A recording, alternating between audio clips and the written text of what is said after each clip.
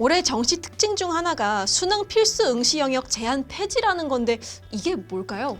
수능 필수 응시 영역 폐지는 올해 수능 트렌드 중에 하나인 사탐런, 이거를 이끈 변화인데요. 어떤 말이냐면 그동안 수능 수학에서 확률과 통계 그리고 사회탐구를 응시한 학생들은 자연계열 학과에 지원하는데 제한은 걸리는 대학들이 많았었거든요. 특히 선호도 높은 인서울권 대학일수록 그랬었는데 올해는 그런 제한을 폐지해서 확통이나 사회탐구 선택자들에게도 자연계열 학과의 문을 완전히 개방한 대학들이 상당히 많아졌다는 겁니다. 연세대나 성균관대, 한양대, 경희대, 건국대, 동국대, 중앙대 등 완전히 폐지한 대학들이 정말 많아졌어요. 그러면 인문계열 학생들이 자연계열 학과에 합격하는 사례들이 많아지겠네요?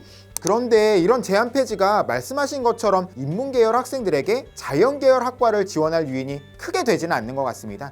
왜냐하면 건국대 정도를 제외한 많은 대학들이 과학탐구에 가산점을 부여하기 때문에 사탐을 선택한 불리함이 여전히 존재해요. 경희대는 과탐 과목당 4점에 가산점을 주고요. 시립대는 조금 특이한데 과탐을 두 과목 모두 선택했을 때 변환 표준 점수의 7%의 가산점을 줍니다. 연세대 같은 경우에는 3%로 조금 작은 가산점을 주죠. 아무튼 이런 식으로 대학마다 차이가 있긴 하지만 어쨌든 가산점을 못 받고 지원한다는 것에 불리함이 있게 됩니다. 그리고 또 수학에도 미적이나 기하에 가산점이 있는 대학이 있기도 하고요. 수학에 가산점이 없다고 하더라도 확통을 선택했을 때에는 미적이나 기하를 선택했을 때에 비해서 표준 점수 같은 것에 손해가 있다 보니까 인문계열 학생들이 자연계열 학과에 합격하는 사례가 작년보다 크게 늘지는 않을 것 같습니다. 작년보다 늘긴 하겠지만 그렇게 크게 늘지는 않을 것 같아요. 그러면 작년이랑 크게 다른 게 없겠네요? 그런데 그럼에도 불구하고 사회탐구를 선택한 학생들에게는 기회의 문이, 대입의 문이 조금 더 넓어졌다고 할 수 있습니다.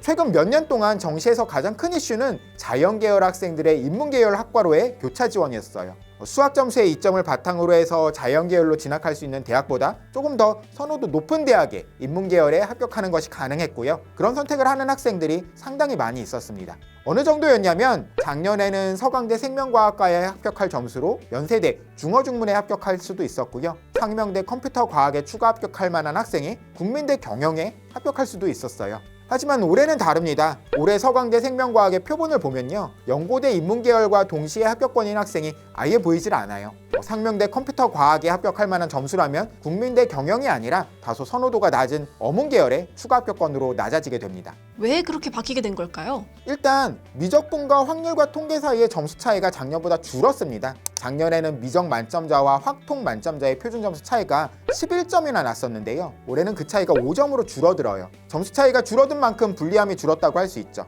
그리고 또 진학사 정시합격 예측 서비스에 들어온 학생들의 성적을 분석해보니까 2등급 내에, 그러니까 1등급이나 2등급을 받은 학생 중에 확통을 선택한 학생들의 비율이 작년보다 더 늘어난 것으로 보입니다. 작년에는 수학 2등급 내 학생들 중에서 확통 선택자가 12.3%였는데요. 올해는 13.9%로 늘었어요. 우수한 등급을 차지한 학생 중에서 확통 선택자가 늘었다는 것도 자연계열 학생들이 인문계열로 지원하는 데 있어서 걸림돌이 될 겁니다. 그리고 또 있습니다. 경희대나 시립대, 연세대 같은 경우에는요, 인문계열의 학과에 지원할 때 사회탐구를 선택하면 가산점을 주기도 해요. 작년에는 이런 가산점이 없었거든요. 이런 모든 것들이 종합적으로 작용하게 된 것 같습니다. 그렇게 되면 교차 지원이 줄어들게 될까요?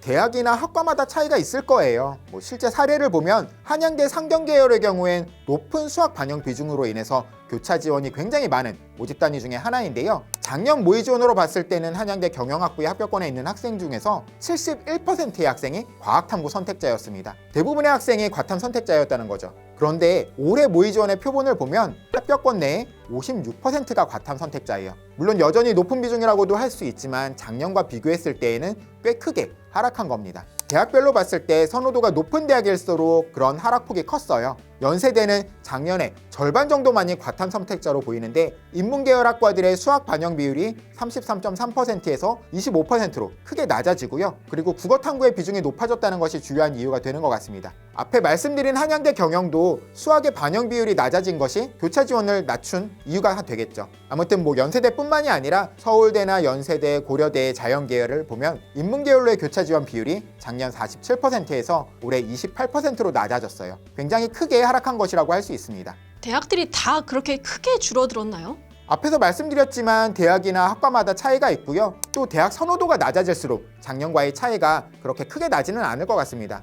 주요 35개 대학을 보면요, 자연계열 학생들의 인문계열로의 교차 지원이 작년에는 29%였는데 올해는 24% 정도로 낮아진 정도더라고요. 하지만 교차 지원이 어쨌든 작년보다 더 줄어들게 될 거고 선호도 높은 대학일수록 그 폭이 더 클 거예요. 그렇게 되면 서영고의 경우에는 사회탐구 선택자들이 합격할 수 있는 문의, 그러니까 모집 정원이 작년보다 20%가량 늘어난 것이라고 생각할 수도 있는 거죠.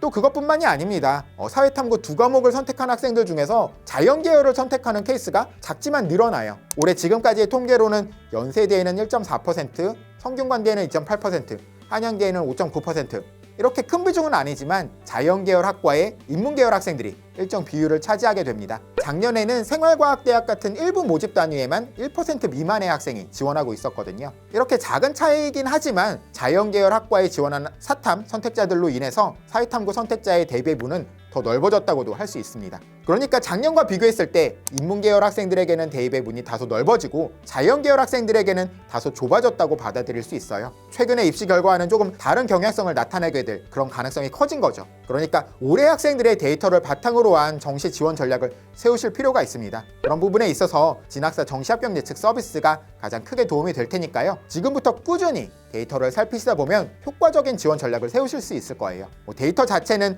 후반부의 데이터가 더 신뢰도 높겠지만 초반부터 꾸준히 살피시면서 틈을 노리는 지원 전략을 세우시는 것, 그리고 또 안정적인 지원 전략을 세우시는 것이 도움이 될 겁니다. 그럼 오늘 주제에 대해서는 여기서 마치고요. 다음에 다른 정시 관련한 주제로 다시 찾아뵙겠습니다. 감사합니다. 진학사 합격 예측 아직도 안 써보셨다고요? 내 성적에 맞는 대학은 어디일까? 합격률은? 경쟁자들에 비해 내 성적은 높은 편일까? 진학사한테 물어봐. 10명 중 9명 이상이 이용하고 적중률도 높으니까 고민할 필요 있나요? 진학사 합격 예측.